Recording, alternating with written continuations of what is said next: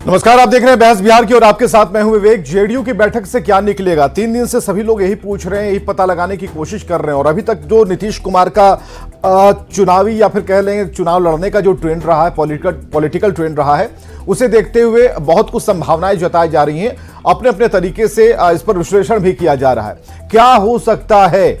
हालांकि स्पष्ट तौर पर कोई बता नहीं पाएगा, यह नीतीश कुमार को पता होगा या फिर ललन सिंह को पता होगा, लेकिन जो होना है वो होकर रहेगा। 2024 लोकसभा चुनाव से पहले जेडीयू में जो हलचल है उसे महसूस जरा कीजिएगा। 29 दिसंबर को राष्ट्रीय कार्यकारिणी की बैठक है और उसके पहले 28 दिसंबर को दिल्ली जेडीयू ऑफिस में पार्टी के राष्ट्रीय पदाधिकारियों की बैठक हुई। कुछ लोग बाहर निकले, उनसे पूछने की कोशिश की, कुछ ने झल्लाकर जवाब दिया जो उनका स्वभाव नहीं था। लेकिन जो चीजें रिफ्लेक्ट हो रही थी, पता चल रही थी, उसके आधार पर एक छोटी सी रिपोर्ट, बहुत ही छोटी रिपोर्ट हम आपको दिखाते हैं, उसके बाद चर्चा शुरू करेंगे।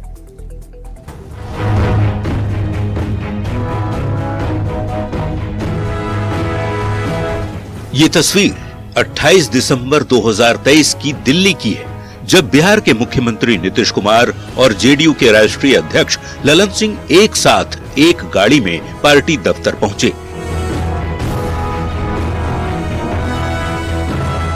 जेडीयू के अंदर चल रही खटपट की खबरों के बीच मौका था दिल्ली दफ्तर में पार्टी पदाधिकारियों की बैठक का। नीतीश कुमार और ललन सिंह ने एक साथ जेडीयू दफ्तर पहुंचकर खटपट की खबरों को पूरी तरह खारिज किया और जेडीयू में ऑल इज वेल का संदेश देने की कोशिश की। ये तय हुआ कि कल 11:30 बजे मिलेंगे। ललन जी का इस्तीफा नहीं हुआ, आप जाकर के दुखी होगी। बीजेपी के साथ नहीं जा रहे आप, पता नहीं आप पे क्या गुजर रही होगी। बता दें कि 29 दिसंबर यानी शुक्रवार को दिल्ली में जेडीयू की राष्ट्रीय कार्यकारिणी और राष्ट्रीय परिषद की बैठक है। बैठक से पहले ललन सिंह के अध्यक्ष पद से हटाए जाने को लेकर नीतीश कुमार के अध्यक्ष बनने तक की चर्चा तेज थी। इसी चर्चा के बीच जेडीयू दफ्तर में राष्ट्रीय पदाधिकारियों की बैठक हुई। बैठक से पहले जेडीयू अध्यक्ष ललन सिंह ने सीएम नीतीश कुमार के आवास पर जाकर मुलाकात की। करीब 1.5 घंटे मुलाकात के बाद दोनों एक ही गाड़ी में मीटिंग के लिए दफ्तर में पहुंचे। एक ही गाड़ी में आकर दोनों ने पार्टी में एकजुटता दिखाने की भी कोशिश की। अब सबकी नजरें शुक्रवार को होने वाली जेडीयू की राष्ट्रीय कार्यकारिणी की बैठक पर टिकी है। न्यूज़ 18 के लिए दिल्ली से अमितेश सिंह की रिपोर्ट। तो जैसा हमने बताया था कि बहुत छोटी रिपोर्ट आपको दिखाने वाले हैं, इससे छोटी रिपोर्ट हो नहीं सकती, क्योंकि दिन भर का जो घटनाक्रम है उसे बताने के लिए कुछ लिखना जरूरी था।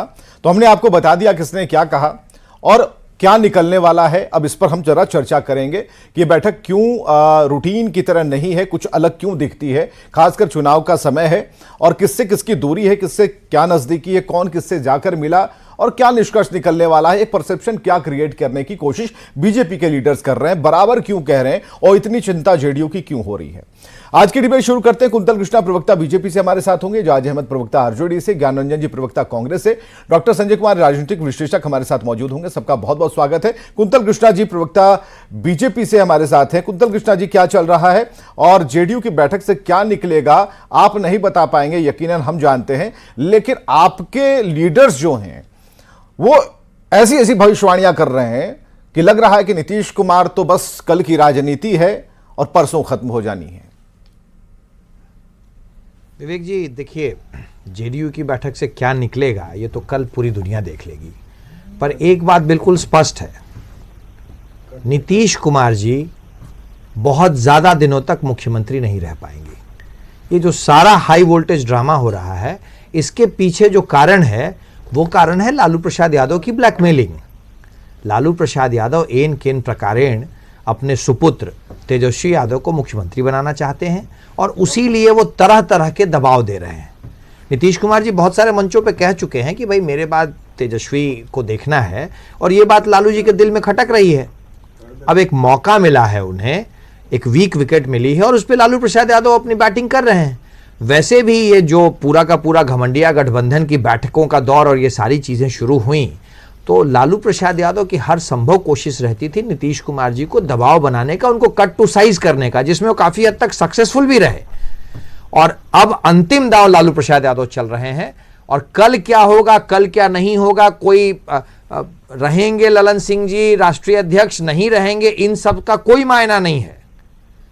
मायना सिर्फ इस बात का है कि इन सारी चीजों के बाद जो चीज बिल्कुल अवश्यम भावी है वो ये है कि नीतीश कुमार जी बहुत ज्यादा समय तक अब बिहार के मुख्यमंत्री के पद पे नहीं रह पाएंगे। गिरिराज सिंह वाला बयान को आपने रिपीट किया है, ये कहां से आपके पास आया? लेकिन डॉक्टर संजय के पास चलेंगे, वन टू वन जरा करते हैं। डॉक्टर संजय कुमार राजनीतिक विश्लेषक हमारे साथ मौजूद हैं। डॉक्टर संजय, दो बातें यहां पर कह कि एक प्रेशर पॉलिटिक्स यहां पर हो रही थी, हालांकि लालू प्रसाद और तेजस्वी की तरफ से ऐसे कोई बयान नहीं आए। पत्रकारों ने उस वक्त भी पूछा जब नीतीश कुमार के पीछे तेजस्वी खड़े थे, और तेजस्वी के सामने नीतीश कुमार ने कहा कि हम लोग सब एक ही हैं, कहीं कोई दिक्कत नहीं है। अब इस प्रेशर पॉलिटिक्स को जरा 30 से 40 सेकंड में आप जरा समझा दीजिए कि क्या कोई ऐसी बात चल रही है, क्योंकि हम बराबर कहते हैं कि आप अंदर की खबर आपके पास होती है, आपको कुरेदना जरूरी है। जरा बताइए क्या चल रहा है।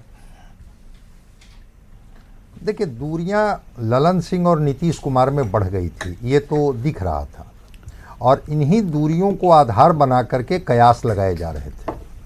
आज ललन सिंह और नीतीश कुमार जी की जो इतनी लंबी मुलाकात हुई, उस लंबी मुलाकात में ही सारी चीज़ों को हल करने की कोशिश की गई, और उसके बाद वो जो पदाधिकारियों की बैठक थी वो चली कितनी देर, 15 मिनट, हालचाल पूछे, ये गपशप हुआ, कोई खास बात नहीं हुई। जी जी। तो ललन सिंह और नीतीश कुमार जी शायद किसी निर्णय को लेकर के एक नहीं हो पा रहे थे। आज वो दोनों में एक जिसको कहते हैं ना कि एक कॉर्डियल मूड में बात हुई दोनों में, और दोनों में बात होने के बाद लगता है कि स्थितियां सहज हो गई है। अच्छा, रह गई मुख्यमंत्री की बात, कितना दिन रहेंगे नहीं रहेंगे ये तो इनके विधायक तय करेंगे, इनके गठबंधन के लोग तय करेंगे। लेकिन हाँ, इतनी बात जरूर है कि अभी तो बिहार के मुख्यमंत्री के तौर पर नीतीश कुमार हैं, और संगठन और सरकार दोनों के बीच में एक तालमेल नहीं दिख रहा था। वो तालमेल बिठाने के लिए ललन सिंह और नीतीश कुमार की जो 1.5 घंटे की जो मुलाकात, बात, बैठक हुई है, निश्चित रूप से कुछ उसमें सकारात्मक चीजें आई होंगी। एक और चीजें जो हैं, जो लगता है कि ललन सिंह अध्यक्ष पद की जिम्मेवारी से मुक्त कर दिए जाएंगे या खुद वो इस्तीफा दे देंगे, उसके पीछे जो कारण समझ में आता है कि आज सुबह में दफ्तर में जो पोस्टर लगे थे उसमें ललन सिंह की तस्वीर नहीं थी, फिर हो गई। बाद में जब इस मीडिया की नजर गई तो लगा कि नहीं, अब तस्वीर लगा देनी चाहिए भाई, कल तक तो ये अध्यक्ष हैं, परसों क्या होगा अब छोड़ दीजिए। फिर उनकी तस्वीर लगा दी गई। मुख्यमंत्री जी से पूछा गया कि भाई क्यों ऐसा क्या हुआ, वो चुप्पी साध गए। तो कल तक तो सब कुछ सहज रहेगा। अब रह गई बात कि ललन सिंह अध्यक्ष पद की जिम्मेवारी से खुद मुक्त होना चाहते हैं, या जो पार्टी में जो अंदरूनी विवाद है इसकी वजह से उनको मुक्त किया जा रहा है, या नीतीश कुमार जी चाहते हैं कि अब संगठन और सरकार दोनों का दायित्व हम लें ताकि हमारे पार्टी में कोई बगावत का सुर नहीं उत्पन्न हो। इसको आगे जरा संभावना से इनकार नहीं किया। ये संभावना वाली बात जो है ना, जरा बढ़ाते हैं। एजाज अहमद, प्रवक्ता आरजेडी से हमारे साथ मौजूद है। एजाज जी, जरा बताइएगा क्या बात हो रही है आपके बीच और ललन सिंह के बीच, क्योंकि खबर यही उड़ती उड़ती आ रही है, चर्चा का विषय है कि आप लोगों से बहुत नजदीकियां बढ़ गई थी और इसी बात को लेकर कहीं ना कहीं नाराजगी थी। क्या है, जरा बताइए, एकदम बिल्कुल पिक्चर क्लियर कीजिए। देखिए विवेक जी, ऐसी कोई बात नहीं है, और जो महागठबंधन का निर्माण हुआ है उसमें हम लोगों का एक संकल्प था कि बिहार में हम नफरत को समाप्त करके रोजगार परक, नौकरी परक राजनीति को आगे बढ़ाएंगे। हम बिहार में जातीय गणना कराएंगे, हम बिहार में उस गणना के आधार पर आरक्षण की व्यवस्था को बढ़ाएंगे, और साथ ही साथ हमने वादा किया था उन शिक्षकों के साथ कि हम आपको राजकर्मी का दर्जा देंगे। जो हम लोगों ने काम किया है उस काम के बाद भाजपा खेमे में बेचैनी है, और इसी बेचैनी या बौखलाहट में इनका एक बयानवीरों का टीम है जो एक दूसरे पर कहीं ना कहीं बढ़त लेने के लिए, जब बोलते हैं सम्राट चौधरी तो उनसे बढ़त लेने के लिए विजय सिन्हा आगे आ जाते हैं, जब लगता है विजय सिन्हा आगे हो गए हैं तो गिरिराज सिंह आगे आकर के उससे भी बढ़कर के बात बोलते हैं, और जब इन तीनों की बात से लगता है सुशील मोदी को कि ये तीनों हम पर बढ़त ले रहे हैं तो उनसे बढ़कर के बात करते हैं। ये बयानवीरों की टोली जो परसेप्शन की राजनीति खड़ा कर रही है, इनको पता नहीं है कि माननीय लालू प्रसाद जी और माननीय तेजस्वी प्रसाद यादव जी और माननीय नीतीश कुमार जी ने मिल करके ये समझौता किया है कि हम किसी भी स्थिति या परिस्थिति में भारतीय जनता पार्टी को बैक बेंचर पर रखने का काम करेंगे और उनको बाहर रख करके जो हमने देश को संदेश दिया है, उस संदेश को हम राष्ट्रीय स्तर तक कहीं ना कहीं मुकाम आयाम देने का काम करेंगे। हाँ। और उसमें हम सफल होते दिख रहे हैं। हमारे इर्द गिर्द पूरी भारतीय जनता पार्टी की राजनीति चल रही है। भारतीय जनता पार्टी जब रोजगार के मामले पर बहस में नहीं टिक पाती है, जब जातीय गणना के मामले में बहस में नहीं टिक पाती है, जब आरक्षण की व्यवस्था को 9वीं अनुसूची में शामिल करने के प्रति कोई बात नहीं कह पाती है, तो ये जो एजेंडा इनका है धर्म और भरम की राजनीति, उसको आगे बढ़ाने का काम करते हैं। ठीक है, एक मिनट एजाज भाई, एक मिनट एजाज भाई, एक मिनट करके बात करना। हाँ ठीक है, कुंतल कृष्णा जी, लगता है बीजेपी से कुछ आवाज आ रही है। एजाज अहमद जी, आपकी प्रतिक्रिया के बाद कुंतल कृष्णा जी कुछ कहना चाहते हैं। कुंतल कृष्णा जी। विवेक जी, नीतीश कुमार जी आज ललन सिंह जी से संबंधों को सामान्य करने के लिए 1.5 घंटे तक बीच कमरे में बात कर रहे थे। हम तो नहीं कह रहे, ये तो तथ्य है ना, तथ्य है। मतलब कुछ ना कुछ तो कुकिंग था, कुछ ना कुछ तो आग थी, पहली बात। दूसरी बात, ये जो हमारे एजाज साहब जो प्रवक्ता अभी आरजेडी के हम लोगों से बात कर रहे हैं, वो 2003 में जिस पार्टी का निर्माण हुआ इनके जंगल राज के खिलाफ, लालू प्रसाद यादव और उसके जंगल राज से लड़ने के लिए, कुशासन से लड़ने के लिए, आज वही पूरी की पूरी पार्टी इनके जंगल राज की इमारत की दरबानी कर रही है। इस पे तो जो पुराने लोग हैं, जिन लोगों ने लड़ाई लड़ी है 17-18 साल, उन लोगों के तो दिल में कशक होगी ही होगी। तो ये तनाव तो बनेगा ही बनेगा ना। आपने जनता दल यूनाइटेड कुशासन और जंगल राज की जो इमारत है, हाँ। जो बुलंद इमारत है लालू प्रसाद यादव और उसके परिवार की, उसकी दरबानी में लगी हुई है। आपने कहा कि जेडीयू और आरजेडी के घर में बन रहा है, कुछ पक रहा है, लेकिन नाक आपकी लगी हुई है। बस यही सवाल आरजेडी और जेडीयू का है, आपने नाक क्यों लगा रखी? आपको मिलने वाला कुछ बिहार का सवाल है ना विवेक जी, सवाल बिहार का है, बिहार के भविष्य का है, इसलिए हम इसमें इच्छुक हैं। हम तो नजर रखे ही हुए हैं, हम क्यों नहीं नजर रखेंगे भाई? 2024 और 2025 में बिहार से 40 सीट और 2025 में बिहार में भारतीय जनता पार्टी की पूर्ण बहुमत की सरकार, ये हमारा वायदा है। चूंकि विकास हमारा वायदा है, सुशासन हमारा वायदा है, मोदी जी की गारंटी है। उस गारंटी के लिए तो हम अपनी आंख कान और नाक सारे खुले रखेंगे ही नहीं, ठीक है। गारंटी देखिए, विकास तो पन्नों पर नहीं होना चाहिए, विकास दिखना भी चाहिए। तो अभी बिहार में जो विकास हो रहा है जिस तरीके से, या फिर कंक्रीट विकास है, चाहे फिर जो चीजें दिख रही हैं, या इन्वेस्टर्स आ रहे हैं, तो ये सारी चीजें दिखती हैं। अपराध का विकास हो रहा है विवेक जी। हाँ, सिर्फ और सिर्फ एक इंडस्ट्री चल रही है बिहार में, वो है माफिया इंडस्ट्री। ठीक है, ज्ञान इंडस्ट्री, अपहरण इंडस्ट्री। ठीक है, ज्ञान रंजन जी के पास हम जरा आएंगे, लेकिन जरा डॉक्टर संजय के पास एक बार फिर जाएंगे। डॉक्टर संजय, बॉडी लैंग्वेज बहुत बड़ी बात पॉलिटिक्स में होती है। आपने कहा कि दोनों साथ में आए तो एकता का संदेश गया। हम आपसे जानना चाह रहे हैं कि गाड़ी में आगे पीछे बैठने का भी कुछ मैसेज होता है क्या? नहीं, बिल्कुल मैसेज होता है। और मैं तो बता रहा हूं ना कि सब कुछ सहज नहीं था। अब आज दोनों की बैठने के बाद कुछ पैचअप हो गया होगा, एक निर्णय पर ये लोग आए होंगे, या जो दोनों लोग दो तरफ सोचना शुरू कर दिए थे उसके बीच में खाई पट गई होगी, उसके बाद चीजें अनुकूल हो गई होगी। और उसके बाद ही केसी त्यागी जी का बयान आता है कि आज भी वो अध्यक्ष है, कल भी अध्यक्ष है। परसों की बात वो नहीं की है। लेकिन केसी त्यागी को आपने ऐसे कम बोलते हुए सुना होगा, जैसे जिस अंदाज में वो कह रहे थे कि आप लोग खुश हैं ना, या उन्हें ऐसा लगा कि मीडिया ने ही प्लांट कर दिया, कुछ इस तरीके की बात वो कर रहे थे। सार्केस्टिक अंदाज में उन्होंने बोला। भाई, मीडिया प्लान क्यों करेगी? अगर आपके अंदर से कुछ आवाजें हो रही थी, ये नीतीश कुमार जी जा रहे थे ललन सिंह के घर पर, ललन सिंह जाकर के 1.5 घंटा मुलाकात कर रहे हैं नीतीश कुमार जी, इसमें मीडिया क्या प्लान करेगी? भाई, मीडिया तो पूछेगी ना कि क्या बात है, क्यों ऐसा हो रहा है। और इन्हीं के पार्टी के लोग अगर कोई बाहर आकर के सरफेस पर, ठीक है, इनडायरेक्ट तरीके से ही कोई बात बोल रहे थे, और सरकार और संगठन दोनों को लेकर के लग रहा था कि सब कुछ सहज नहीं है। संगठन में भी लग रहा था कि एक भाई, आखिर वही ललन सिंह कल तक सब कुछ सहज थे। मैं तो बार बार कहता हूं कि एग्जीक्यूटिव की मीटिंग न तय की गई थी। बिल्कुल 29 तारीख की जो मुकर्रर की गई थी वो एग्जीक्यूटिव की बैठक थी। आखिर फिर राष्ट्रीय परिषद को उसको क्लब करने का क्या मतलब था? बिल्कुल। कौन सा निर्णय लेने जा रहे थे जिसमें राष्ट्रीय परिषद की सहमति अति आवश्यक थी? तो ये तो लग ही रहा था कि संगठन में भी सब कुछ ठीक नहीं है।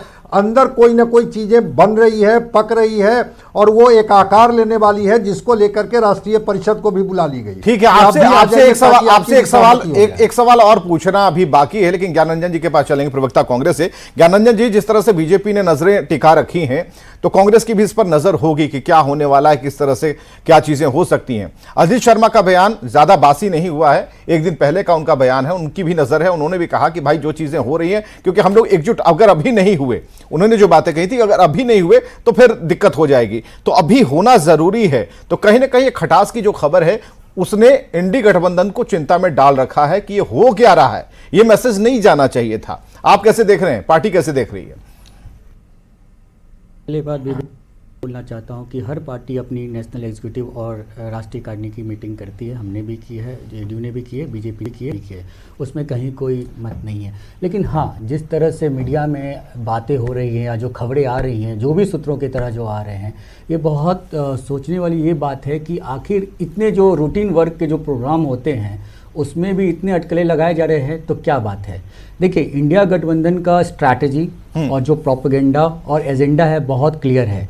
वो बैक जो एक कमेटी है और सब कमेटी वो काम कर रही है। और आपके चैनल के माध्यम से मैं आपके व्यूअर्स को भी बताना चाहता हूँ कि जो काम तय है वो काम चल रही है। सीट शेयरिंग का फॉर्मूला तय हो गया, लगभग सारे डिस्कशंस ऑलमोस्ट फाइनल हैं और बहुत जल्द हो सकता है कि जनवरी के 10 से 12 तारीख के बीच में ये प्रॉपर एक प्रेस कॉन्फ्रेंस हो या मीटिंग हो या चीज़ें सामने आएगी। तो इंडिया गठबंधन के सेहत पे कोई फर्क पड़ने नहीं वाला है, कहीं कोई नहीं जा रहा है। मैं आपको बहुत गंभीरतापूर्वक बोल रहा हूँ। और सबसे बड़ी बात है ना कि कल 4.25 लाख नियोजित शिक्षकों को राष्ट्रीय जो उनको दर्जा दिया गया राजकर्मी का, उस न्यूज को दबाने के लिए कहीं से एक न्योता मिला सुशील मोदी जी को। नहीं होता गांव में जाके अंगिया देते हैं कि बिजिया है, उनको पता नहीं कौन उनको अंगिया दिया, वो लगे पलापने लगा लट आ जाइए भाई, ये हो रहा है। उनको कैसे पता? उनको पूरे देश में क्या हो रहा है, राष्ट्रीय जनता दल में क्या हो रहा है, लालू जी के घर में क्या पक रहा है, कि कांग्रेस पार्टी में क्या हो रहा है, जदयू में क्या हो रहा है, सब पता है। लेकिन बीजेपी में क्या हो रहा है उनको पता ही नहीं है। मतलब उड़ कबूतर छुड़ कबूतर वाली उनकी हाल है बीजेपी में।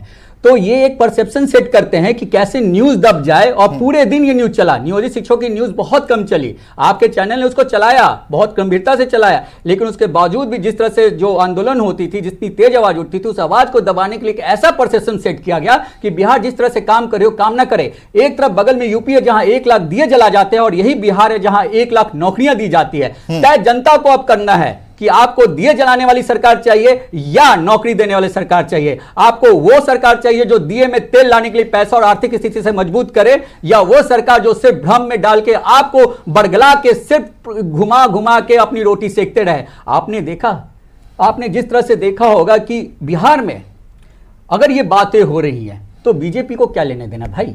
ये कह रहे गारंटी आंखें गए, 17 साल ये जेडीयू के साथ सरकार में थे, क्यों नहीं इतनी नौकरियां दी उस 17 सालों में भी जितना अभी नौकरी दी गई है। किस तरह की आंखें गड़ाए हुए हैं, ये किस तरह की आंखें हैं? अखफड़वा है, गंगा जी में डुबकी मार लिए हैं, आंख बंद था वो घड़ी कि नौकरी देना है। अभी जब नौकरी मिल रही है तो इनके पेट में तो दर्द हो गया कि अरे भैया सब कमुआ ये लोग कर लिया, हम बिहार में क्या होगा, हम बिहार में जमीन खिसक जाएगा। अभी सी वोटर का आपने सर्वे देखा होगा 2 दिन पहले, क्या था सर्वे कि एनडीए का अलायंस को कितना सीट मिलेगा और इंडिया गठबंधन को बिहार में कितना सीट मिलेगा। ये सारे सर्वे इंटरनल सर्वे भी कराए हैं। उनको पता है कि भैया हमारे तो जमीन खिसका हुआ है, बस लोगों को झूठा प्रपंच फैला के लोगों को बरगला के अपनी रोटी सेकेंगे, कुछ कहना चाहते हैं। बीजेपी को कुछ नहीं आता है। ठीक है, ज्ञानरंजन जी, कुंतल जी, विवेक जी स्क्रीन पर रहिए। कांग्रेस की राजनीतिक स्थिति बिहार में कुछ नहीं है। कांग्रेस राजनीतिक रूप से और हर तरीके से लालू प्रसाद यादव की बी टीम नहीं, CDE टीम बनी हुई है। अभी हालत यह है कि 1 साल गुजर गया, इनकी तो अपनी कमेटी भी नहीं आई है, इसलिए कांग्रेस के विषय में बात करके मैं कुछ ना आपका वक्त जाया करूंगा ना अपना वक्त जाया करूंगा। जहां तक रही बात, तो हमारे सरकार में बैठे हुए मित्र को ये बात नहीं पता है, लेकिन अभ्यर्थियों को पता है कि 4.5 लाख का जो मुलम्मा सरकार ने दिया था वो पूर्ण रूप से अभ्यर्थियों को मूर्ख बनाने वाली बात थी। आपके टेलीविजन जी मतलब जो 4 पन्नों का नया 4 पन्नों का नया जो इन लोगों ने शगुफा छोड़ा है, 4 पन्नों का जो नया शिगुफा छोड़ा है, उसमें इतने राइडर्स हैं जिससे साफ पता चलता है कि सरकार की मनचाही नहीं है। ये विषय नहीं है। विषय ये है कि क्या देखिए बिहार सुनिए, ठीक है ना, बिहार के संदर्भ में तो भाई ना एनडीए का काम चलने वाला है ना इंडी गठबंधन का काम चलने वाला है। नीतीश कुमार वो नमक है कि अगर नहीं मिलेंगे तो फिर सब कुछ फीका होगा। हमें जरा बताइए, इच्छा है बीजेपी की कि भाई नीतीश कुमार आ जाएं, या फिर कुछ शर्तें आप लोगों ने ऐसी रख दी हैं जिस पर नीतीश कुमार हिचकिचा रहे हैं? कुंतल जी। विवेक जी, सीधा सा आपने सवाल पूछा था, बिल्कुल स्पष्ट जवाब देता हूं। भारतीय जनता पार्टी 2024 में 40 सीटों का लक्ष्य लेकर चल रही है अकेले, और 2025 में अकेले बहुमत की सरकार बनाने का लक्ष्य लेकर चल रही है। कोई किसी भी के लिए जो अभी हमसे बाहर है, सारे दरवाजे बंद है, कहीं से कोई सुराग नहीं है। किसी संजय कुमार एक्सपर्ट कमेंट के लिए चाहते हैं। वेलकम नहीं है। डॉक्टर संजय कुमार, जो लब्बो लुआब है आप समझ पा रहे होंगे, दरवाजे बंद है, ये भी अलापा गया परसों, और आज एक नया राग हम सुन पा रहे हैं। तो हमें जरा बताइए इन दोनों रागों के बारे में, जो कि पटना से निकल रहे हैं, दिल्ली तक बढ़ रहे हैं, और अब तो उसमें एक झुंझलाहट सी दिखती है। देखिए, राजनीति में दरवाजे कभी बंद नहीं होते हैं। हाँ, बोला जाता है कि हमारे दरवाजे बंद हैं, और मैं तो कह रहा हूं कि अगर नीतीश कुमार जी अगर भाजपा की तरफ आज भी आते हैं तो भाजपा तो बिल्कुल बाहें फैला करके इनका स्वागत करेगी। मुझे ये कहने में कोई हिचक नहीं। बहुत बड़ी बात कह रहे हैं डॉक्टर संजय। लेकिन मैं ये बता रहा हूं कि इस बार भाजपा नीतीश कुमार जी की शर्तों पर नहीं, अपनी शर्तों पर इनका स्वागत करने के लिए तैयार। ऐसा होने वाला है क्या? शायद वहीं पर जाकर के चीजें ठहर गई है। हो सकता है, मैं बता रहा हूं कि 14 जनवरी के बाद कोई और परिणाम आपको देखने को मिल सकता है। अगर अभी विवाद थम गया है, अभी चीजें ठहर गई है, इसका यह मतलब नहीं है कि इस पर विराम लग गया, कि केसी त्यागी जी कुछ बोल गए, ललन बाबू और नीतीश कुमार जी में बैठक हो गई, कल कोई निर्णय हो जाएगा और सब कुछ अब सहज हो जाएगा। अभी ज्ञान रंजन जी कह रहे थे ना, आने दीजिए ना सीट शेयरिंग का फॉर्मूला। नीतीश कुमार जी थोड़ा उसका भी इंतजार कर रहे हैं कि जरा इंडिया गठबंधन क्या मेरे हिस्से में दे रहा है। अगर सब कुछ सहज नहीं होगा तो तस्वीर कुछ और देखने को यानी खरमास के बाद तस्वीरें बदली सी नजर आ सकती हैं। बहुत बहुत शुक्रिया सभी का इस डिबेट में आने के लिए, बहुत अच्छी बहस करने के लिए, अपनी बात रखने के लिए। खबरें लगातार जारी हैं।